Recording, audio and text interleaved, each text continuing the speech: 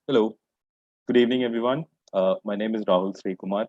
I work with the Office of Admissions at Ashoka University. Welcome to the webinar hosted by the Office of Admissions. Today, I have with me Mr. Vineet Sabharwal, who is the Director of Admissions and Financial Aid, and Ms. Moshe Prince, Deputy Director, the Office of Admissions at Ashoka University. So, what we plan to do today in the next 1 hour is, try and address some of the questions that have gone unanswered, let's say, the last 1 month, webinar series that we have been conducting. So in the chat box that you can see here, we will be posting the links of the last 4 or 5 webinars that we have conducted. I think it's been a month-long series of webinars that the office has been conducting.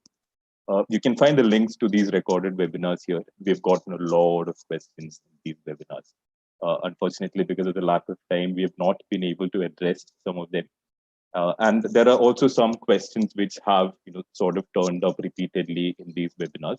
So we started with a webinar on what we look for in students, who is a good Ashoka student, which was conducted by Vineet. Then we had sessions based for the need-based financial aid. Then there was a session on the application form walkthrough, and then there was a session taken by Moshe on application essays and conducting yourself in interviews. Last week we had a session by Mr. Ali Imran on which was an open house. So what we'll do now is we'll just take 5-10 minutes to talk about, just sum it up in a capsule version, right? Talk about holistic admissions process at Ashoka University. And then we will straight up jump into taking your questions which have come in, and you can definitely type in your questions in the Q&A box that we have here. I can already see that we have 15 questions which have come in. So I'll just present a slide here, and Moshe, if I can request you to come in and talk about this. Yeah.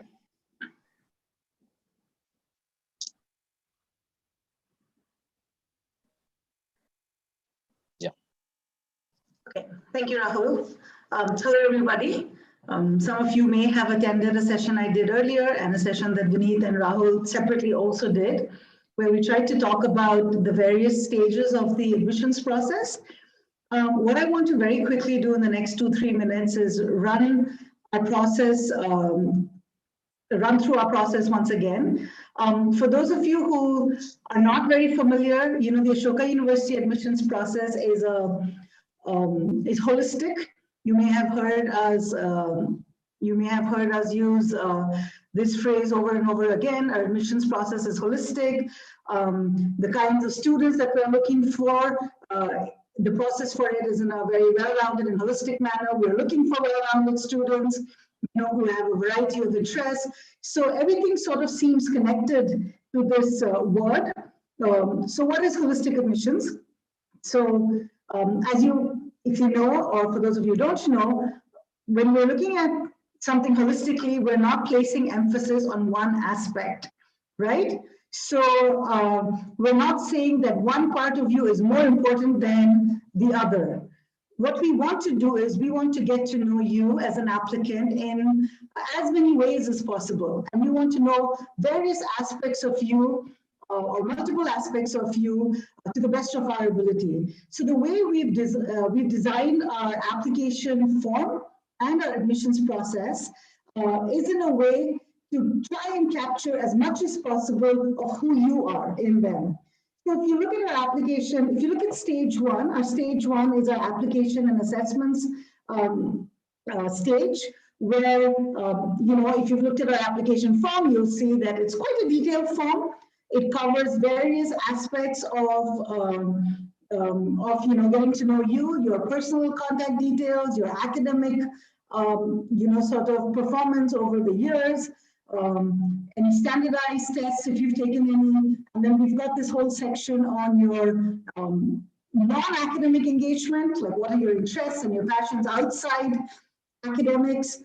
Also, a space for you to really write your thoughts in the 3 essay questions that we have. So the intent of each of the essay questions is different. And so the questions are formed in that way to try and understand a different aspect of you. And then we have, you know, a space for a letter of recommendation from someone you've worked with or studied under, and so on and so forth. So if you look at the application form, it's very detailed.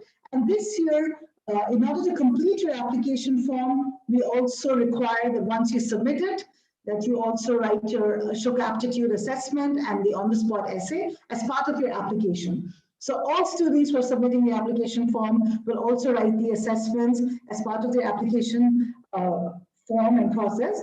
If you don't write your assessments after you submit your application form, you won't be able to proceed with your application form. So that's stage one.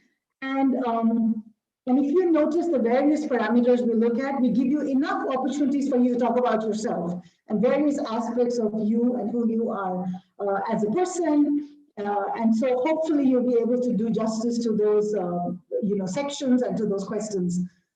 What happens after this is that the admissions committee and the admissions office looks at every application in detail. There's a very thorough assessment of your application form, along with an assessment of your Ashoka aptitude and on-the-spot essay assessments. So they're holistically looked at together. And then there is a shortlist for the interview. So stage two is your interview, where you have an interview with a panel.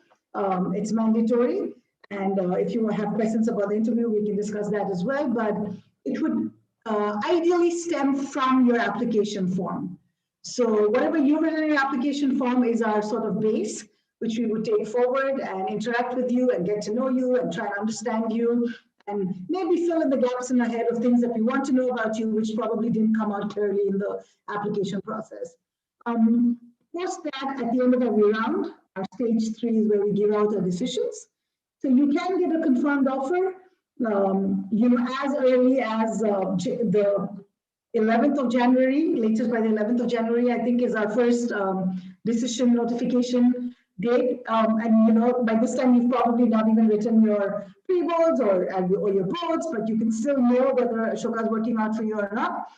And then there are other different kinds of decisions that we have, which you will receive. And if you have received a firm offer of admission, you can apply for financial aid, and then that's a separate process altogether. So as you know, we have one admission cycle, which has already started. Forms will open on October 14th. And we have 4 submission deadlines, so 4 rounds. And the first one coming up is November 18th.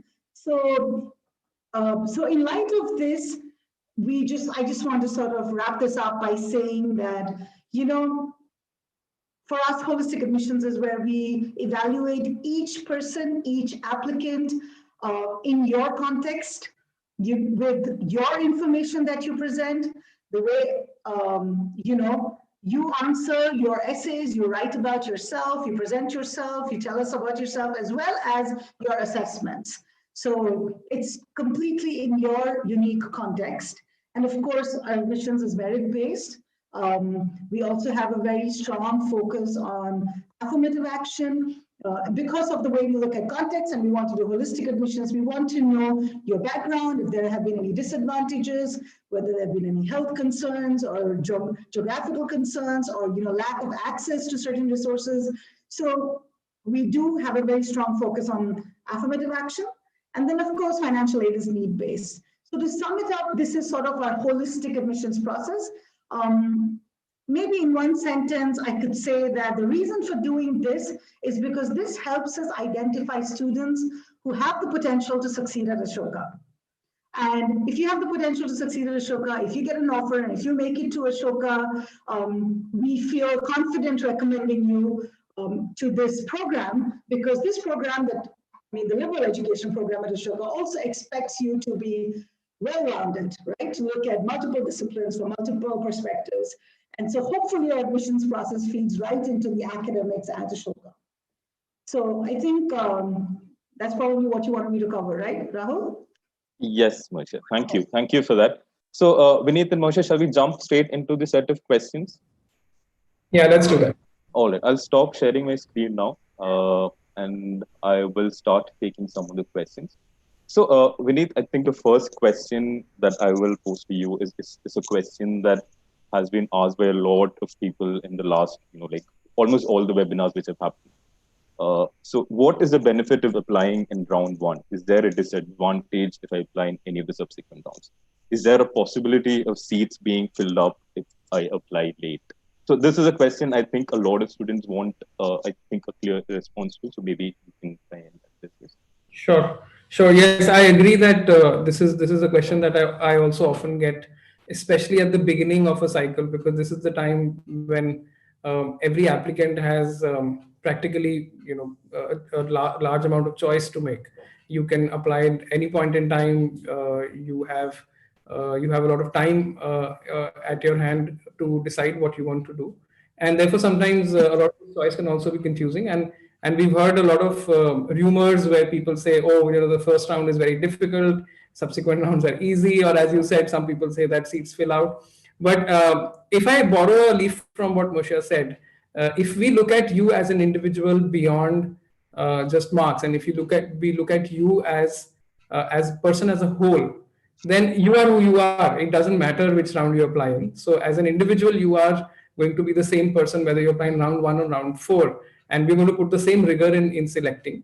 However, with personal experience, and after speaking to a lot of students who did apply in round one in the last few years, and also having overseen this process for nearly 5+ years now, I've seen that there are a lot of advantages from an individual point of view, and some of those are, for example, as we mentioned, the results that you will get will be in early January. Now, imagine yourself sitting in January, holding an offer, or at least having a very clear understanding of where you stand in terms of getting an offer from Ashoka.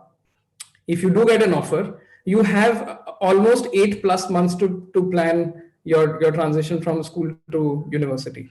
And that transition is a very important transition. It's one of the biggest transitions that you're going to make in life, because you're really not only just moving from being in school to university, you're also going to be an adult now who has to take responsibility for a lot of things that you do. And that takes time to decide, that takes time to also settle into. And we feel that if you, for example, if you've decided by January, if you're done by January, and the session is only going to start in August, at a very personal level, I think it's a big advantage that you have, where you get a good amount of time to think about how do you plan that transition. The second is more financial for you and for your family. Again, imagine you get 8 months to plan how you're going to fund if you want to apply for financial aid. While your program is need-based, you may or may not get the desired amount of aid that you are expecting. And maybe let's say you get a 50% waiver on tuition. You still need to plan where the remaining 50% will come from, and that takes time too. So I think that's the second advantage that I always quote. And these are real life examples, real feedback that we've got from people where they said, I was done by January, I had 8 months to plan my finances, and it was easier to then take that decision. And lastly, just think about the fact that you're free to also give your board exams with a much freer mind.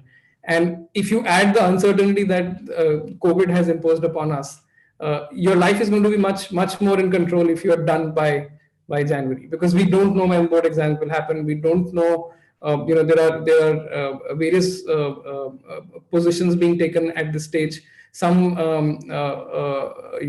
people are recommending that the exams may happen only in May. Some people are recommending that we should not be tinkering with the schedule. So there's a lot of uncertainty, and that's something that you and I can't control. That's something that, in fact, not even the policymakers can control. It will happen as the time for it comes. So in that context, I also believe that control what you can. You can get freed up earlier, get it done, be free with it. And we don't know what will happen with the board exams this year. You'll be with a free mind, and you'll be able to, whenever the board exams happen, you'll be able to do it with a free mind. And I, of course, say it not only for the current circumstances, which are quite unique, but every year board exams typically happen between March and April. If you're done by January, it's so much easier on your own mind space to then prepare for your pre-boards, to prepare for your final boards, and you're done with it. So yeah, I would say it's maybe a very long winding response that I gave, but based on a lot of personal feedback that I got, these are the three things that stand out. You plan your transition, you plan your finances, and you also are free to give your board exams with a more comfortable mind space. One second.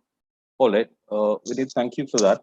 I think this also answers some of the questions that we've received on, like board exams and like what happens if they're indefinitely postponed. So I think this covers all of that.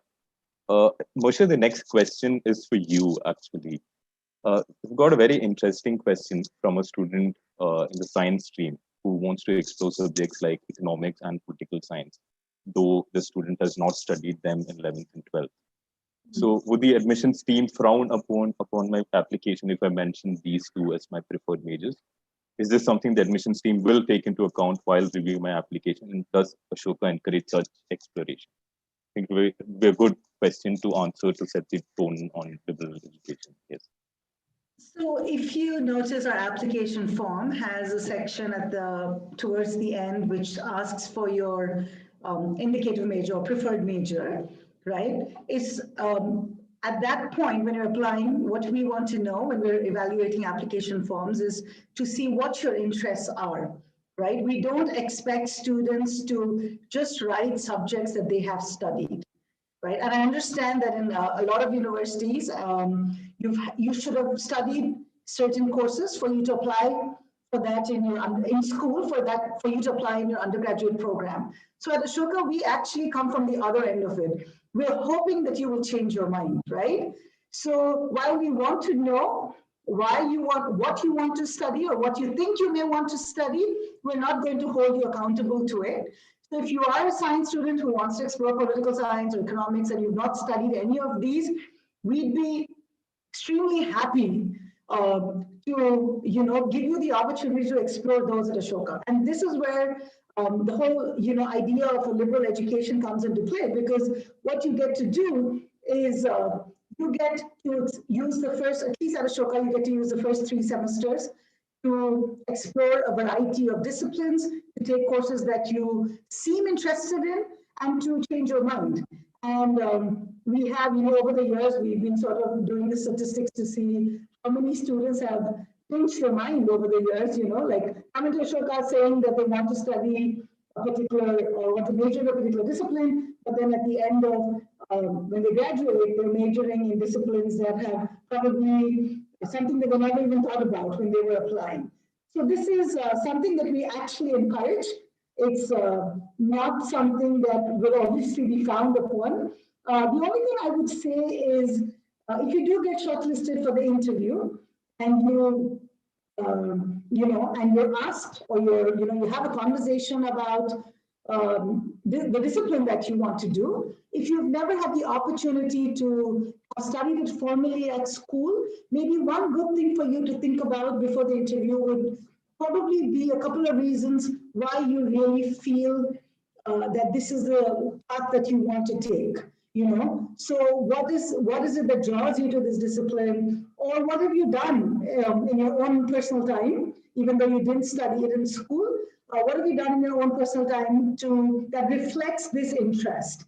And that's important because I can say I'm interested in say computer science, and I may know nothing about it. And if I'm asked, and I may have never studied in school, but if I'm asked about why computer science, but I still have no idea where that interest even started and why I think this is what I want to do, that'll be a bit unfortunate. So I would say that anything that you are saying, have your reasons for those, right? There are no right answers or wrong answers, but have your reasons for the decisions that you make, for the content and the responses that you put down on your application form.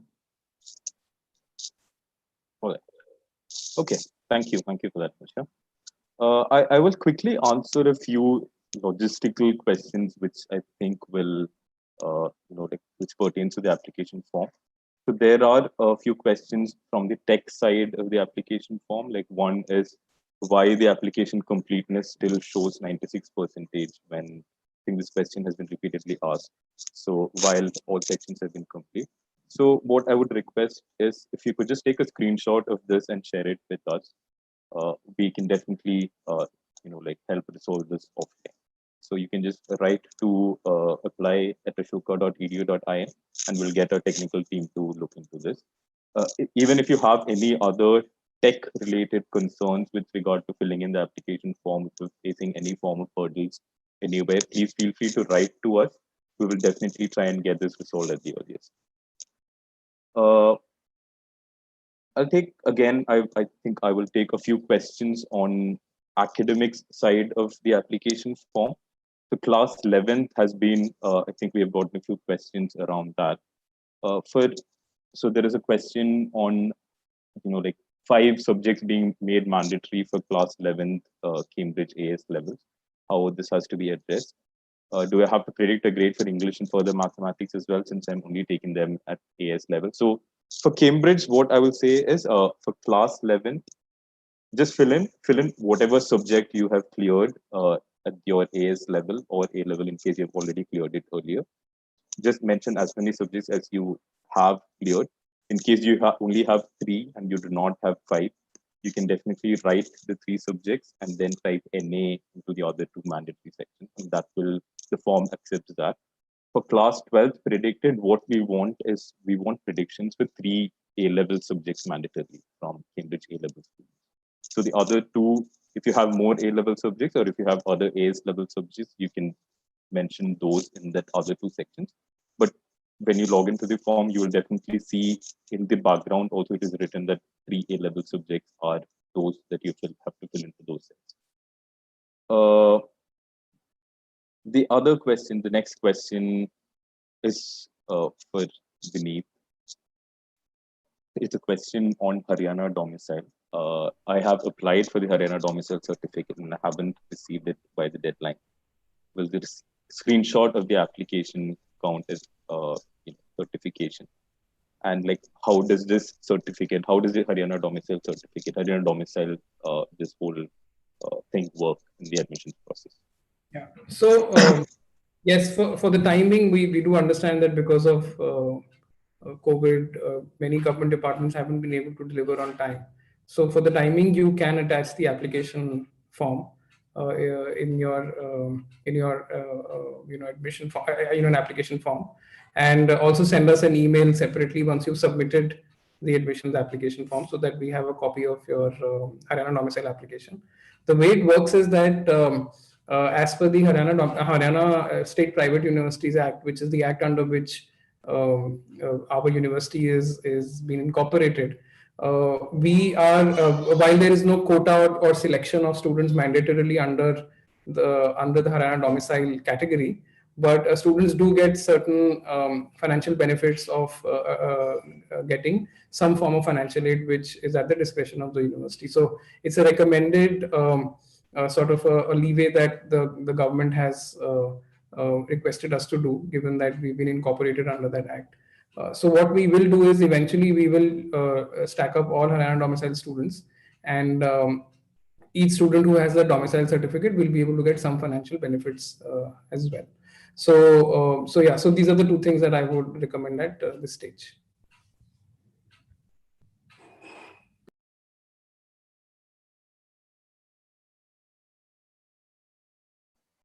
Moshe, the next set of questions are for you, actually. Thank you, Vineet, for that. So, Moshe, the questions are around the letter of recommendation, right? So there are quite a few questions which have come in asking, like, what is the purpose of this? Is this a mandatory thing? So it's not a mandatory component of the application form, but what purpose does this serve? Who should the students reach out to ask for a good recommendation, and what would be a good recommendation?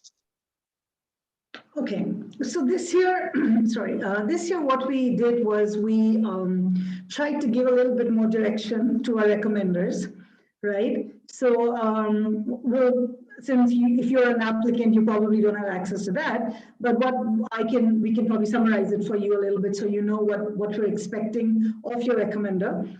To start with, a recommender is somebody who's going to add value to your application, right? It has to be someone with whom you've had some sort of formal engagement. Either you've been a student of theirs, or they're your school counselor or principal, that'll work. So somebody in school who knows you to some level of, who knows you to some extent. The other options are probably somebody you've done an internship with, or you've worked on a project, or you've done some part-time work with, that's okay as well.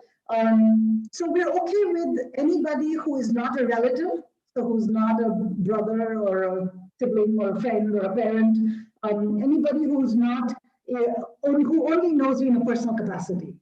Because what we're really looking for is someone who can validate your application and who can add value to it, right? So what we have done this time is in the application, in the recommendation form, we have requested recommenders to tell us three things.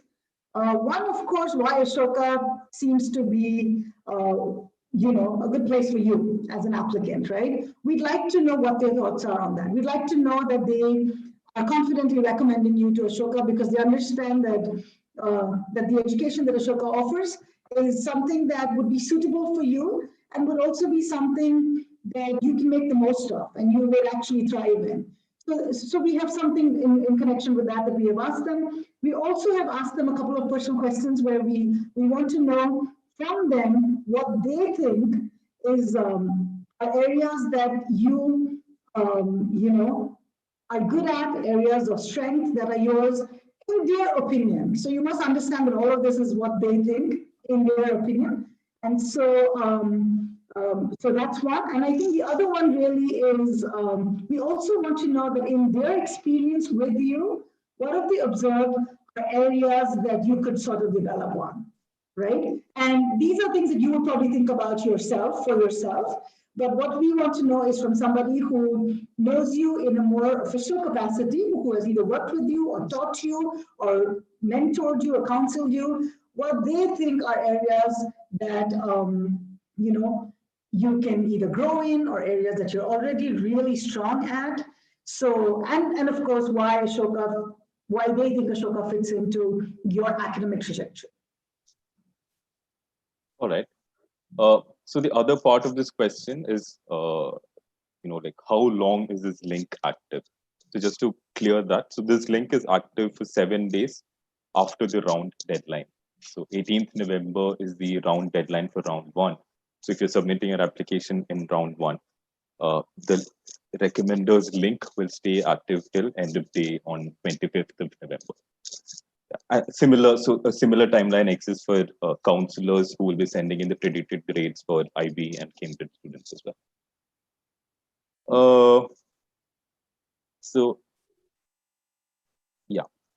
So the next couple of questions, how long does it take to hear back after the form is submitted? And I'm going to club it with another question because the assessments will be happening as part of the stage 1 that we have discussed earlier on in this webinar. Could you please talk us through how the assessment process will take place online, the test and the essay both?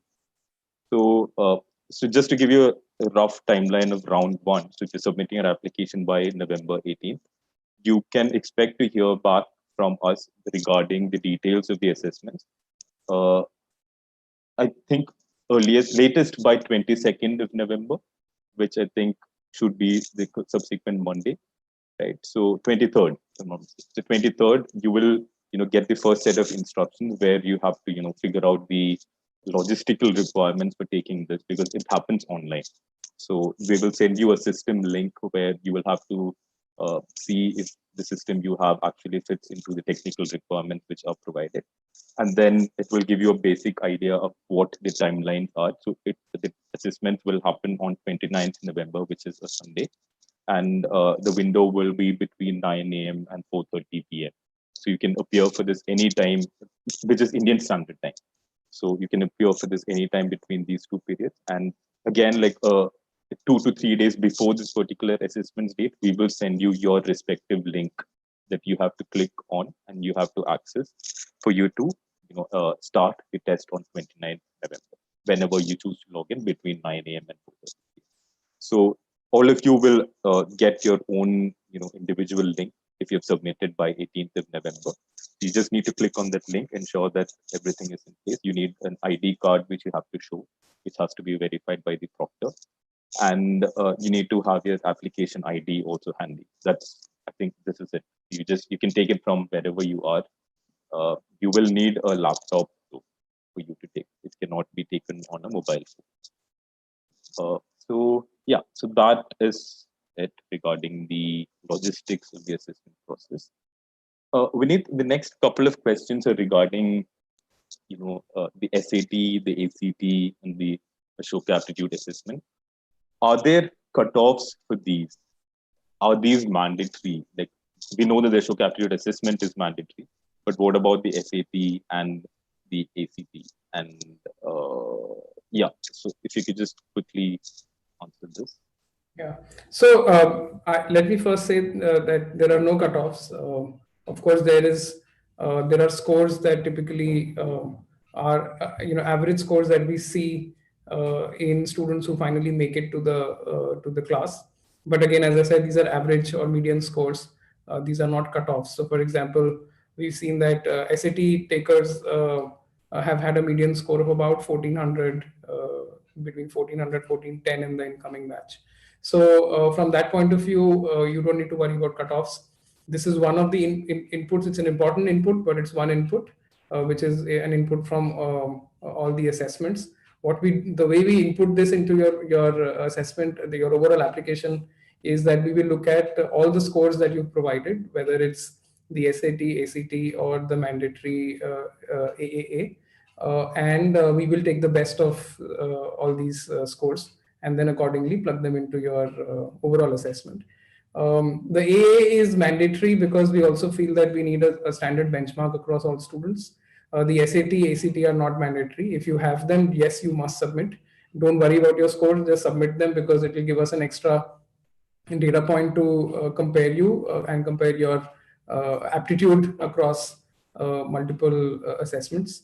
But if you haven't been able to take the SAT or ACT, or if you don't intend to take it, you don't have to worry. We'll anyways be looking at your Ashoka Aptitude Assessment scores. So from that point of view, I would say, I mean, this is how we use it, and you don't have to worry if you don't have a score. All right. Okay. Thank you, Vineet. So there are a few questions on how to prepare for the Ashoka Aptitude Assessment and the on-the-spot essay as well. So before I ask Morsha to share any thoughts that she has, I'll just say that on the admissions page of the Ashoka website, ashoka.edu.is, we have attached sample question papers for the Ashoka Aptitude Assessment. And we also have put up a list of on-the-spot essay prompts which have been, which could give you sort of how to prepare, an idea on how to prepare for the on-the-spot essay. So, Morsha, if you want to add anything. Yeah, I think I just want to say that you'll notice that both the, so let me talk about the one by one. The Ashoka Aptitude Assessment is created for us by Cambridge. So it's the Cambridge Thinking Skills Assessment. They have a entire department that works on creating assessments. So we have partnered with them, and they have created this for us specifically. So if you want to get an idea a little bit more about their form of, assessments, you could look up the Cambridge Thinking Skills Assessment online. That might give you, and I'm pretty sure they have sample papers from the past. It's not going to be the same, obviously, but you could get an idea of what it looks like just to familiarize yourself with the method, rather, right? The aim is that this assessment requires minimal preparation. So what we really want to, what it will attempt to do, along with the on-the-spot essay as well, is it will just draw upon your pre-existing knowledge, right? Things that you have observed and engaged with, and how you sort of think, because both the Ashoka Aptitude Assessment as well as the on-the-spot essay are really gauging your ability to think critically, right? And your ability to rationalize things, as well as like sort of reason things in a logical fashion. So that's what we're looking for. And so if you notice our on-the-spot essay prompts, there are some samples that, as Rahul mentioned, if you notice those as well, they're very generic. Like you don't necessarily need to, you can't really prepare for them, right? It would be really, we're asking you for your opinion. And these are typically topics about anything and everything around you. they could have a bent, and because, there's so many things we can discuss, right? So even if you think it looks slightly, say, economic focused, it's not really economics. It's really your view on a particular idea or thought. So what we're looking for in both is really how you think and how, if you agree or disagree to a certain idea, how do you present that in a logical manner and in a good argument, right? And if you have the potential or the capability to look at anything from multiple perspectives. So I think if I summarized it, both the assessments, the Ashoka Aptitude Assessment as well as the on-the-spot essay would sort of expect you to just be there present in the moment and as you read the prompts, to address them from your pre-existing observations and your pre-existing knowledge. Okay, thank you, Masha. So I think the next question I'll throw open to both of you actually, right? And I'm going to club a few questions here. There are students who have raised questions on, like they're doubtful whether they should apply in this round because either their recommender will not be able to provide it by 25th, or the counselor will not be able to provide their predicted scores by 25th, or the school will not give their school predicted scores for CBSE and ISC students by 25th, or they will not be able to procure their certificates for the non-academic activities.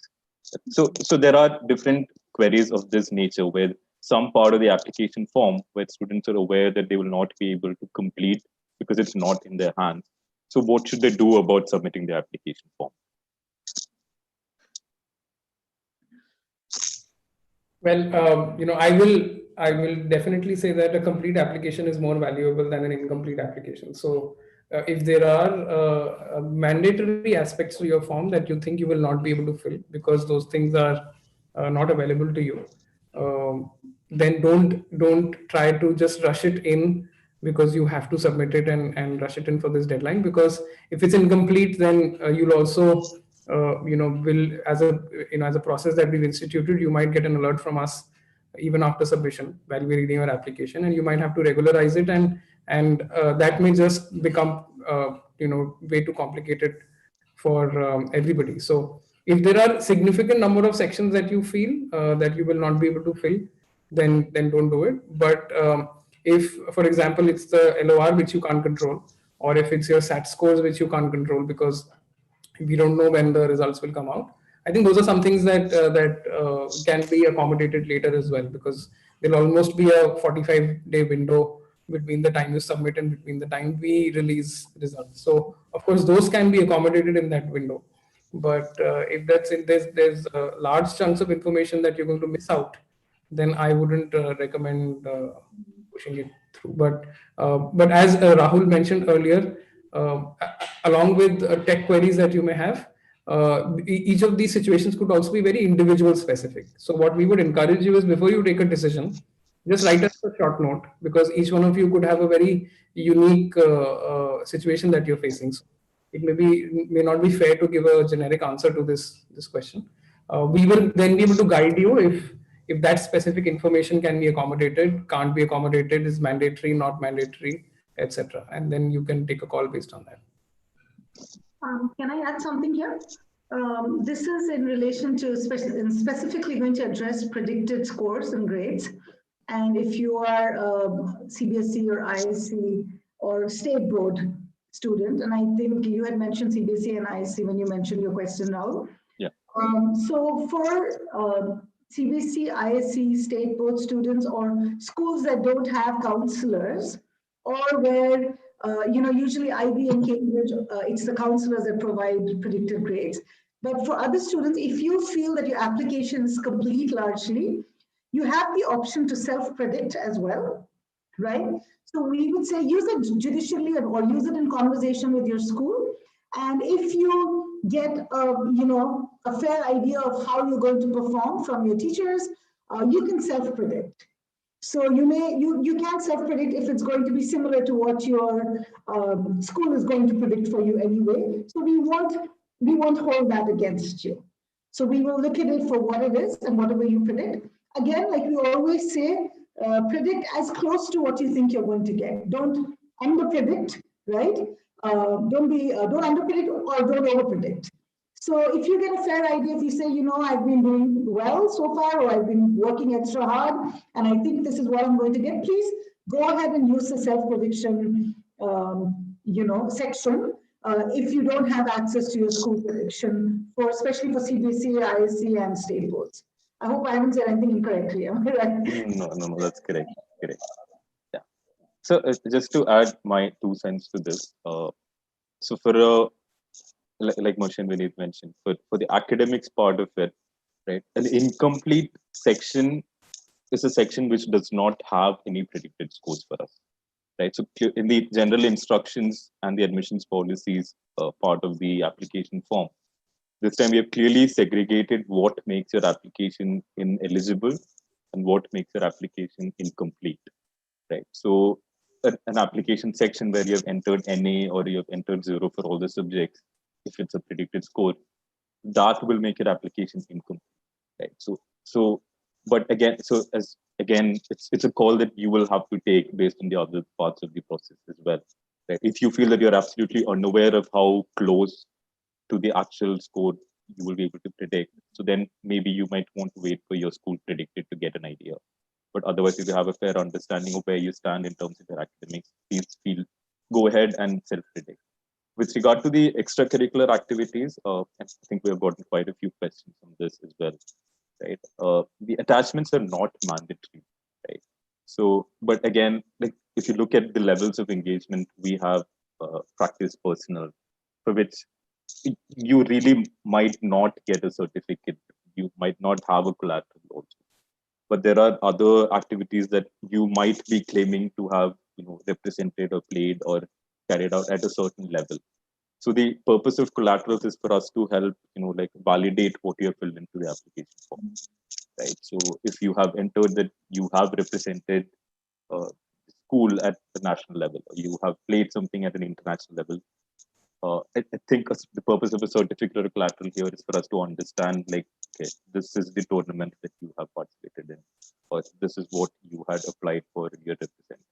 So again, like, I think a fair amount of thought has to be put in from candidate side as well to, sort of take a step back, evaluate, like see if their application seems complete, and then take a call as to submit the form that particular round. Okay.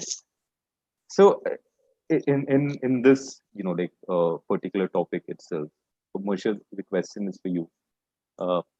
What constitutes as achievements, and what other than certificates can be attached to? So, I think an achievement, I don't want to particularly only talk about the word achievement, but maybe you can just look at it as engagement as well. Like, what have you engaged with? I think anything that you have engaged with because it is something that you're passionate about, or something that you started out very young and you've continued that, is an achievement, right? So I think an engagement that has been sustained is sort of an achievement. And if you don't, it doesn't necessarily have to be certificates only. Since, like Rahul mentioned, we're trying to validate, what you have claimed. If that's what you are trying to do, photographs will do, or a letter would do as well, right? If you have worked extensively on something, on a particular area of interest, say with somebody, with an NGO or an organization, or with a professor, say you're very passionate about climate change, and you worked with some professor on it, you could, and that's what you want to put there because you've done that on your own time and it's not part of your school work. It's something that you have engaged with and spent time with. You can get a letter from the person that you've worked with or that organization and attach it. If it's like, if you have a school position, like a leadership position in school, if you're a head boy, head girl, or, different committee heads, and every school has its own sort of titles.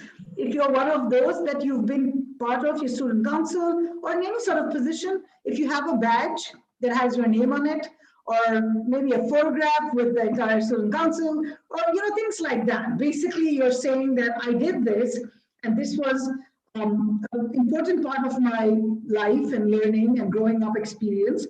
And so I want to put this this part down. So give us anything that would substantiate that, and anything that would let us look at what you've written and show us something to see that. Oh, and I think I should mention, you should put up like YouTube links. You know, if you're performing, or if you've got, you know, a channel that you do, you know, either you sing or you do stand up or whatever it is that you do, you could put YouTube links as well, or other links of other platforms. We read a lot of blogs and articles. So there are just a range of things, you know, art portfolios, links to that. So there's a lot of stuff that you can do. So, you know, please feel free to be as, to sort of put whatever content you have. Okay, thank you, Misha.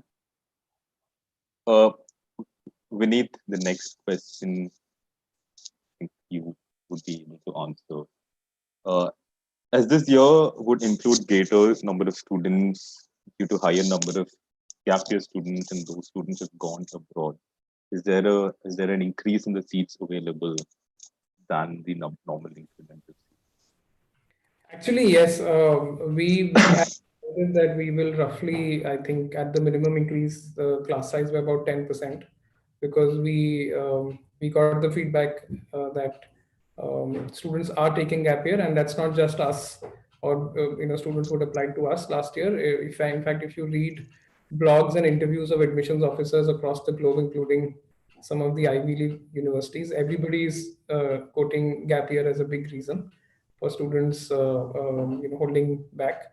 So we have decided that we will also expand the class size, and we will ensure that we make adequate provisions in terms of faculty ratio as well, so that it doesn't impact the teaching and the classroom quality. So yeah, so from that point of view, I mean, the short answer is yes, we do see, or we do expect a higher number of applications and higher number of students enrolling. Thank you, Vineet. Masha, the next question is from a student who's been diagnosed with carpal tunnel syndrome, due to which the student cannot type or write as fast. And this person talks about the essay not having, the on-the-spot essay as part of the assessment not having a word limit, but having a time limit. So what can be done about this? So in light of this, if you could also talk about the section of the application form, which offers support at Ashoka, right? Which talks about the different learning disabilities, physical health concerns, mental health concerns. So we just briefly summarize that also. I think that. So toward the end of the application form, we have a section called support at Ashoka. So, so like I had mentioned early on when I had showed you the slide, I had said that we want to be as inclusive as possible. We want to ensure that we extend support to students from all backgrounds, all circumstances, disadvantaged as well as not.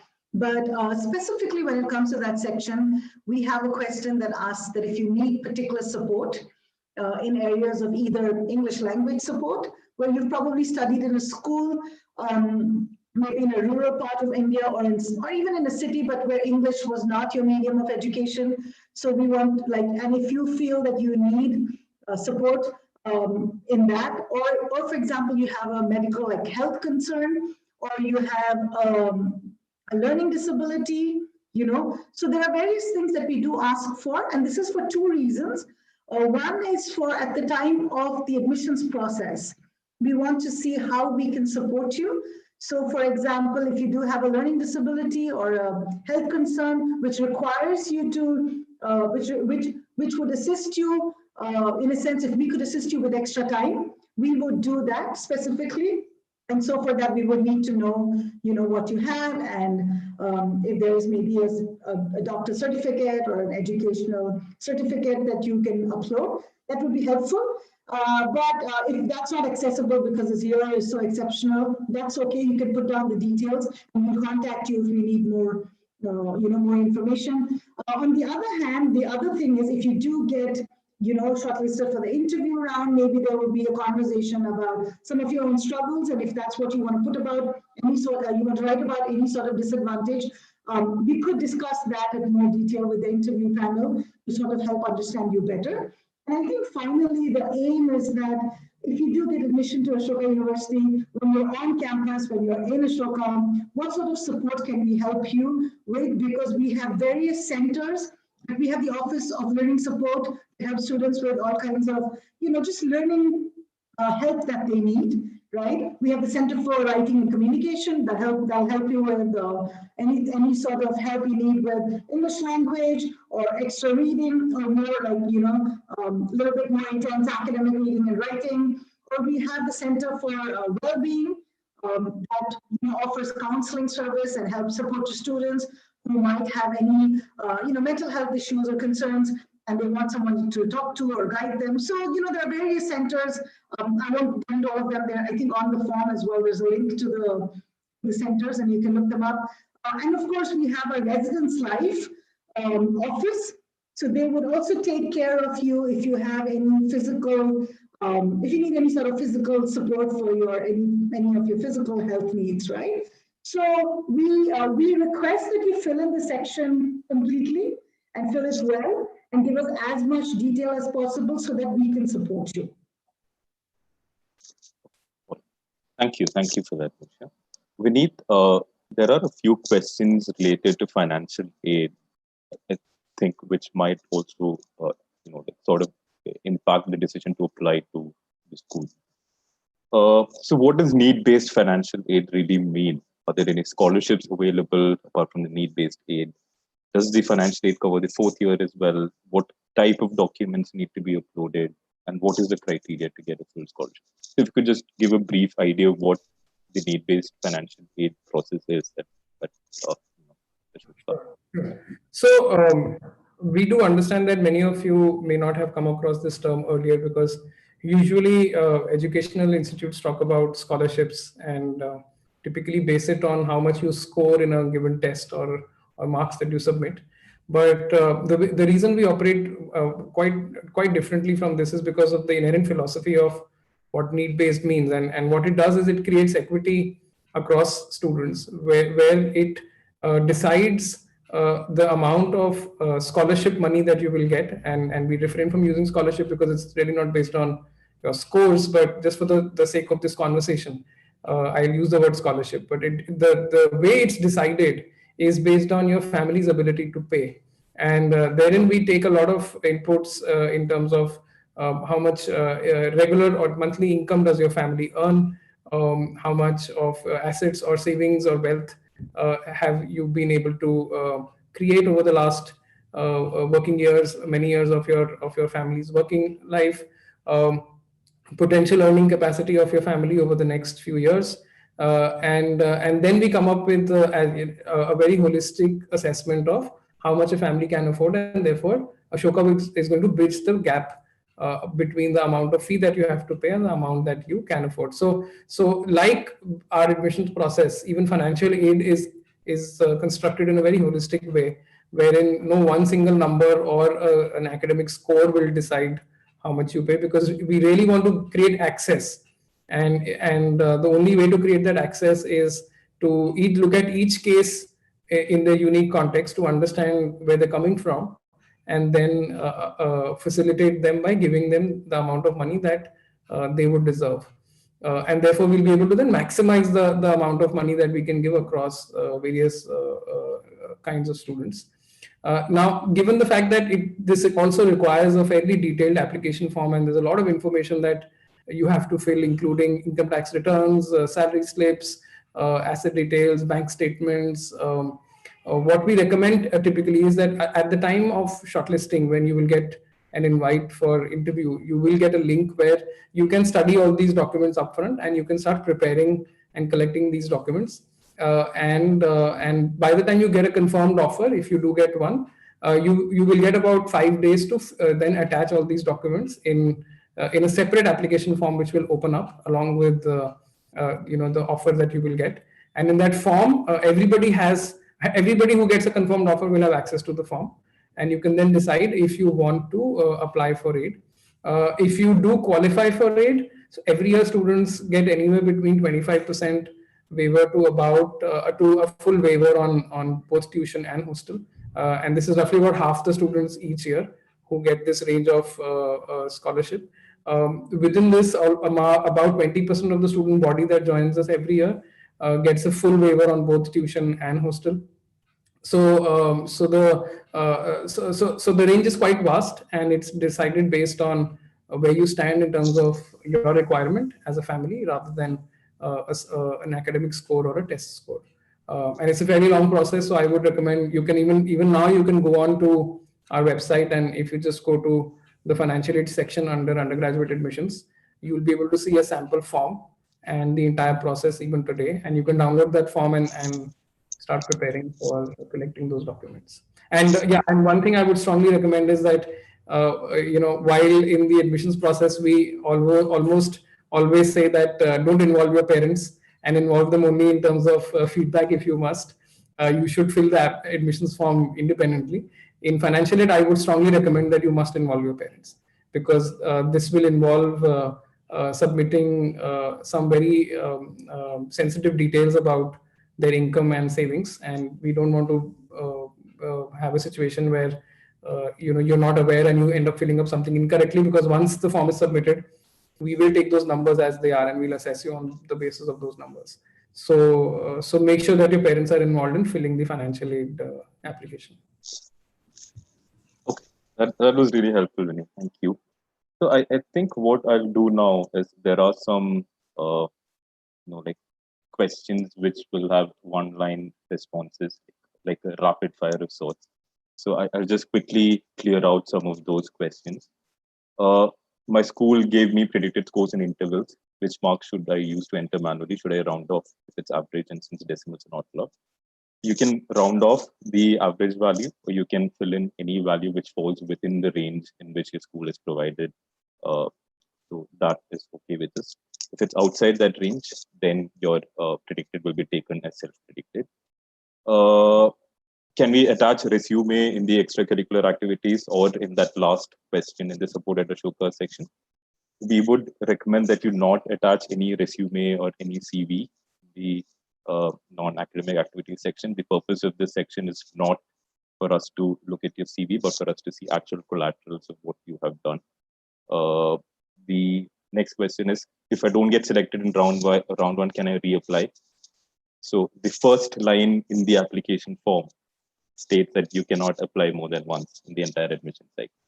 So again, weigh your chances, see if you're doing a good job right now with the form, and then take a call. If you're not made an offer in round one, or submitted your application in round one and you've already received a decision, you cannot apply again, and that application will not be considered. It will be rendered invalid. The other question, what if there are more than 3 activities that we want to mention? You can mention up to 5 activities in the extracurricular section, and it would be a good idea to sort of prioritize what are the activities which you have really engaged in, and then fill in those 5 activities. That would, I think, lend more weightage than randomly filling in the highest 5 levels of activities that you've sort of engaged in. Marsha, I think I'll just throw one quick question at you regarding the application essays. I'm not good at writing. Should I give my essays to someone to check and improve the style, or should I submit it raw? So the first rule of the application form is that fill your draft by yourself. The first rule of the personal essays is write your draft by yourself, right? But it could be 1 draft, it could be 5 drafts or 10 drafts.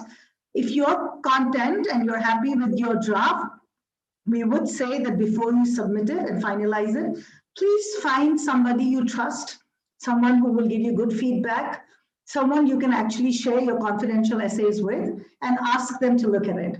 But please don't get someone else or pay somebody else to write your application essays or fill your form. So it doesn't matter if your English is not, if you think your English is not very great, or you usually don't write essays and you're not used to writing long pieces, or you're not comfortable writing about yourself as well. We've heard all of these. We would say that all the 3 essays are very focused to you. It's about you, right? So you can't copy it from anywhere, nor can you get anyone else to write it. But please do get it checked at the end if you want feedback. And if you're not comfortable asking anybody, please submit it as it is. If you think you've done a good job of it and you've done your best, that's all that matters. Okay. That I would just very briefly add. The reason for that feedback is because many times what happens is a fresh pair of eyes that you trust will be able to give you a perspective. You may be in the thick of writing it for the last month, and you may miss out on something, and you may have a story to tell, and you may believe that the story is coming out. But when a fresh pair of eyes will look at it, they'll be able to give you perspective that, oh, if that's the story you're trying to tell, that's not coming out. So it's really the content and the story that should come out very clearly of the examples that you're going to give in the essay.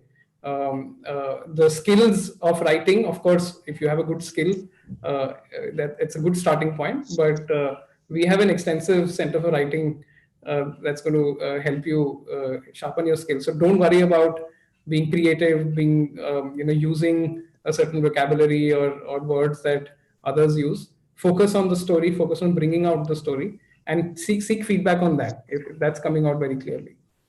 I just want to add one more thing, Rahul. I'm sorry to interrupt. I think we would just like all of you to understand that there's a very strong correlation between your personal essays and your interview, right? Which is why we want you to write it, and we want you to be as honest and as engaged in the essays. Because when the conversations do happen in the interview, if you get shortlisted for the interview round, there will be a lot of discussions that may come out from your essays as well. So which is why we want you to think about it and you to write. In fact, we did a session a few weeks ago about writing essays, and I think Rahul has posted all the links there already of the previous sessions. If you want more details on any of either the application form or about actually studying at Ashoka and being a Ashoka student, or about the personal essays, or presenting yourself in interviews, we've done very detailed sessions in the last month on each of these. So you can just take, and they're only like 30 minutes or 45 minutes each. So you can actually listen to them. They might actually help you in filling your application form and going through this process. Okay. All right, I think we can wrap up now. All right. I just want to take one last question because this question has been raised, I think, at least 15 times by this attendee. My 11th grade third term and final scores haven't been tabulated due to the pandemic. How do I continue my application? So 11th grade does not need a mandatory attachment, right? So as long as it falls within the range in which you have scored, you can definitely fill in the marks that you have scored as part of the first two terms. So we are looking for academic consistency, right? And I believe this would definitely contribute to that. All right. So thank you, Marsha, and thank you, Vineet. I have a few announcements to make. We would like to invite our audience for the next Scientifically Speaking webinar on 17th November at 7 p.m., which is next Tuesday. This is a panel discussion on career opportunities in 2030 for today's students of science and technology. So the link for this session has been provided in the chat box already. Again, I would like to bring your attention to the fact that the last date to submit your application in round one for the undergraduate program is 18th of November, which is next Wednesday. You can start your application at apply.ashoka.edu.in. You can visit our website, which is ashoka.edu.in. If you have trouble finding the website, you can just do a Google search on Ashoka University and you will find the official website URL there. If you have any further questions, if you have any further queries, if you want to know about Ashoka University in detail, Ashoka's unique interdisciplinary undergraduate program, please feel free to write to us at apply@ashoka.edu.in. You'll find this email address at different parts of the website and different parts of the application form as well. The admissions helpline will not be closed any day before the 18th, despite the festival season and the long weekend that we have. So yeah, that's it. Thank you everyone for your time. Thank you. Please stay safe. All right. Thank you.